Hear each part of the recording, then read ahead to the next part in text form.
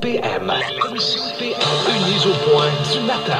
Face à face avec Robert Pilote et le psychiatre Pierre Mailloux. La commission PM. Voici Catherine Gaudreault. Très heureuse de les retrouver, la commission PM. Comment je vais le dire dans l'ordre, ça va mieux aller. Toujours les consonnes avant les voyelles. Vous commencez à connaître cette commission très appréciée. Alors, je salue les deux belligérants. Robert Pilote, Dr Pierre Mailloux, avec un micro ouvert, toujours ça va mieux. Bon Bonjour matin, Pierre, vous deux. bonjour Catherine. Vous avez l'air perplexe, Dr Mailloux. Pourquoi le non-verbal? Vous avez un regard bovin un peu ce matin. Qu'est-ce qui se passe? Catherine et Robert. Oui. Bon. Vous écoutez, docteur? Oui, qu'est-ce qu'on a osé? Oser me qualifier de belligérant. Ah, je m'excuse. Bon, c'est batailleur, moi, avec juste une patte, la face blanche, la barbe blanche. Je trouve que ça vous va bien. Oui, vous êtes un batailleur. Un belligérant. Oui. Ben, j'ai décidé de sortir mon vocabulaire. Vous me le sortez de temps en temps. Un soufflet suffirait à me rayer du paysage médiatique. Et pourtant, Catherine, aujourd'hui, j'ai pas le goût de me battre avec. Mais non. Merci Robert. Je suis plutôt de son avis. Oui, parce que... non, excuse-moi, je ne voulais pas... Non, mais parce qu'une fois de temps en temps, Dr Mailloux dit des affaires qui vont me rejoindre. Oui. Souvent, ça s'en va à l'opposé de ce que je pense. Mais aujourd'hui, j'ai savouré votre chronique à 7h10 ce matin. Robert, absolument. Oui, sérieux. Mais c'est vrai que c'est intéressant ce que vous nous avez amené comme point. Là, écoute, j'ai pondu dans vous avez dans pondu mon quelque chose? étourderie, là, j'ai pondu... Je me souviens même pas de ce que j'ai dit exactement. Alors, je vous écoute. On va remettre en contexte, si vous me permettez. On est parti de Max Pacioretty, du fait que c'était un joueur performant. Je me rappelle. Le deuxième meilleur compteur de la Ligue nationale. Et on a meilleur buteur. Meilleur buteur, oui. Et par la suite, on s'est rendu à dire pourquoi ne pas valoriser au Québec nos forces au lieu d'essayer de travailler sur nos faiblesses. Vous dites, ce gars-là est un buteur naturel et on valorise ça. Puis il travaille, il focus là-dessus. Oui, et il n'est absolument pas un leader. Il y a zéro graine de leadership, ce gars-là. Est-ce qu'on pourrait le laisser tranquille avec ça? Ben, c'est peut-être ce qu'on fait Et présentement. lui passer à rondelle quand c'est le temps. Ben, c'est ce qu'on est-ce fait. que c'est pas le problème au Québec? Est-ce qu'on n'est pas de même au Québec? Ben oui. Prends le système d'éducation, Catherine et Pierre. Oui. Prenons le système d'éducation. À partir de quand on commence à dire aux jeunes, tu vas travailler sur tes forces? Secondaire 5? Maximum, parce que on est généraliste avant ça. Là. Oui. Après ça, tu commences à t'orienter puis à développer un peu plus tes talents. On va t'orienter vers les études supérieures ou encore vers les études techniques. Oui. Mais avant ça, là, à partir de la maternelle, première, deuxième, troisième, cinquième année, secondaire, pendant 10 ou 15 ans, on fait quoi pour développer les compétences fines de nos enfants au Québec? Puis quand tu parlais de ça ce matin, Pierre, je me disais, et je me posais la question, et je répondais, rien! Oui. On fait rien au Québec. Si on identifie un talent particulier à l'école, chez nos enfants, qu'est-ce qu'on fait pour le développer? Je pense que notre système n'est pas fait pour ça. Non, je suis pas sûr. Dr Mailloux? Pas du tout. Je suis tout à fait d'accord. Oui. Oui, c'est évident pour moi. Et comment ça se fait qu'on a développé un système comme celui-là au Québec? Ça nous reflète. Et quand je dis nous, peuple canadien-français. Oui. Alors, le peuple canadien-français a développé des travers culturels. Entre autres, l'envie. Oui. Un Canadien-français sur 2 est socialiste. Un Canadien-français sur 2 est capitaliste. Es-tu d'accord avec moi jusque-là, Robert? Ben, écoute, sur le découpage... Un peu moins, on dirait. Dans les grandes lignes. Oui, effectivement, il y a des tendances qui s'affrontent. Oui, effectivement. Alors, on peut... l'essentiel entre le capitalisme et le socialisme, c'est l'argent, le profit. Il y a un Québécois, un Canadien français sur 2 qui est contre le fait de faire des profits, contre le fait de s'enrichir, contre le fait d'exceller. C'est quand même fascinant. Mais c'est Un sur deux s'opposer à être excellent. Avouez que c'est un peu particulier. Non, mais c'est parce qu'on veut niveler par le bas. On veut que tout le monde soit pareil. S'il y en a un à l'école, là, puis l'expérience que j'ai eue, là, quand il y en a un qui se levait la tête un peu plus haut que les autres, qu'est-ce qui arrivait à l'école? Moi, je l'ai connu. Je l'ai vécu personnellement. Tu te fais taper sur la tête, on te ramène, on te retire par en bas. Hey, toi, tu seras pas meilleur que ton voisin un instant.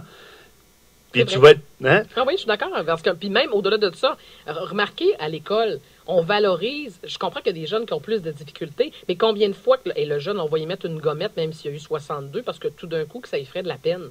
Mais moi, dans mon temps, là, puis je m'excuse, j'ai 40 ans, quand tu avais 62, tu n'avais pas de gommette. Parce que 62, c'était pas considéré comme une bonne note. À 85, tu peux avoir une gommette, comprenez? Mais même, on va plus là aujourd'hui. On est prudent. Non, on Parce fait que des classes d'intégration. Hein? Il faut que les moins compétents se retrouvent avec les compétents pour qu'ils puissent prendre le bon exemple sur leurs voisins, au lieu de valoriser ceux qui sont extrêmement intelligents ou extrêmement performants à l'école. Talentueux. On parle de talent Oui. ou d'aptitude. Alors ça, ça ne fait pas tellement partie du langage académique, mais le talent, c'est un cadeau de la nature. Mhm. Exemple, quelqu'un naît et à 7-8 ans, on découvre qu'il a un talent musical. Oui. OK? On découvre à 7-8 ans, 6-7 ans, que c'est un très fort sur le plan intellectuel, talent intellectuel. Mhm. Il y en a d'autres, on découvre qu'ils apprennent très vite à défaire des systèmes puis à les remonter. Oui. Le talent manuel aussi. Il y a des gens qui développent ça rapidement. Organisationnel, manuel, et on s'aperçoit à un moment donné qu'il y a des jeunes qui gossent le bois avec une habileté supérieure à la moyenne. Mais êtes-vous d'accord avec moi? Au-delà de développer, de focusser sur nos forces, j'ai l'impression qu'on a de la difficulté aussi à se servir des forces des autres. Moi, je le dis souvent. Moi, meilleurs les gens sont autour de moi, meilleurs les gens me rendent. C'est pour ça que j'aime ça. Puis je le dis pas de façon têteuse. J'aime ça travailler avec vous autres parce que quand je vous ai en onde avec moi, et mon patron le sait, Daniel, donne-moi le meilleur. Donne-moi les meilleurs qui vont me rendre. Serge Allary me rend meilleur dans les sports. Vous comprenez? Mais c'est rare, ça. Catherine, je vais te faire une déclaration. OK, mon Dieu. Oh, ben là, je prends des notes. Est-ce que ça tourne? Ah oui, ça tourne. Oh, Pierre s'enregistre. À 68 ans, tu es la première femme qui déclare ou que j'entends déclarer ce que tu viens de dire. Mais, ah oui? Je n'ai jamais de ma vie entendu une seule femme dire ce que tu viens de dire. Les femmes ne disent pas ça parce qu'ils ont peur de la compétition, parce qu'ils ont peur d'être dépassés, de tomber deuxième. Pourquoi les femmes ne disent pas ça, Pierre? Pour toutes sortes de raisons, Ah oui? y compris un biais culturel canadien-français. Mais visiblement, chez la femme, c'est vrai qu'on a le sentiment de peut-être de compétition plus élevé, je ne sais pas. Robert, as-tu peur de ça, toi? Non, pas tout. Non? Puis, Te sens-tu en compétition? Est-ce que tu aimes ça travailler avec du monde meilleur que toi? Ben oui. Oui? Ben oui, parce que moi je suis un gars d'équipe. Je jouais au hockey toute ma vie. Puis je sais que quand ils divisent les équipes, là, je regarde toujours qui c'est qui est sur ma ligne à moi. Ah oui? Parce que je sais que s'il y a deux bons joueurs avec moi, je risque plus de marquer des buts ce soir-là. Pas mal ça. Ce qui a été le cas hier soir, soit dit Ah en oui? passant. Bon, la plug est Salut faite. à l'équipe. Alors, Catherine, Oui? tu as utilisé le mot compétition. Est-ce que le mot compétition est synonyme de rivalité? Est-ce qu'on ne confond pas régulièrement deux mots qui n'ont rien à voir l'un avec l'autre? Absolument. C'est vrai, vous avez raison. Alors, la Oui. rivalité féminine C'est n'est vrai. pas de la compétitivité. Non. Rivalité veut dire inimitié, veut dire un ennemi à abattre. Est-ce que je peux poser une Tandis dernière que question? compétitivité veut dire on se pousse, on sauve vers le haut. Oui, vous avez raison. Dernière question pour Oui, moi, en vas-y. tout cas, puis Pierre, j'aimerais ça t'entendre là-dessus, principe de Peter. Est-ce qu'il y en a, pour les raisons qu'on a évoquées précédemment, qui se retrouvent dans des fonctions dans lesquelles ils sont incompétents? Définitivement. Parce que, au lieu de travailler sur leurs propres forces, au lieu de les placer, il y a des patrons qui vont placer des gens à un endroit où ils n'ont pas d'affaires pantoute. Est-ce qu'on se retrouve dans notre société, dans des postes d'importance, avec Souvent. des gens qui sont incompétents? Souvent, deux volets. Alors, mauvaise évaluation de soi-même et mauvaise évaluation de soi par l'autre, qui est responsable. Mm. Quand est-ce que tu as entendu, toi, dans ta vie, dire, ben, tu sais, Catherine, il est important de bien se connaître, de bien s'évaluer à sa juste mesure. As-tu déjà entendu quelqu'un qui t'a tenu ce langage-là? Là? Pas souvent. Tranquille. J'essaie de réfléchir. Dit comme ça, pas souvent. Plutôt tranquille? Plutôt tranquille, je suis d'accord. Catherine, Robert, minimal. Au quotidien, pour Oui. tout le monde. Ou quelqu'un levait la main à un moment donné en disant « Je suis incompétent pour accomplir cette tâche. Pourriez-vous me changer de place, s'il vous plaît? » C'est rare Ouais, qu'on entend ça. aussi. Hey, écoutez, les amis, 1987, on m'a proposé comme chef de département de psychiatrie à l'hôpital Sainte-Marie. Oui. J'ai dit non. Tout Tout le monde était sur le cul. Puis vous vous sentez 7, pas il était- compétent? Non. Non? Non. OK. Non, la gestion, C'est pas pour non. vous. Non, c'est pas... La Voilà. gestion, ce n'est pas pour moi, les amis. Ouais, En c'est- tout cas, les confrères, complètement dans une réunion du département, et j'ai ça par écrit, dans le procès verbal. Pouvez-vous croire qu'on voulait de moi comme chef de département? Et j'ai dit non, merci. Ben, voilà, vous étiez conscient de...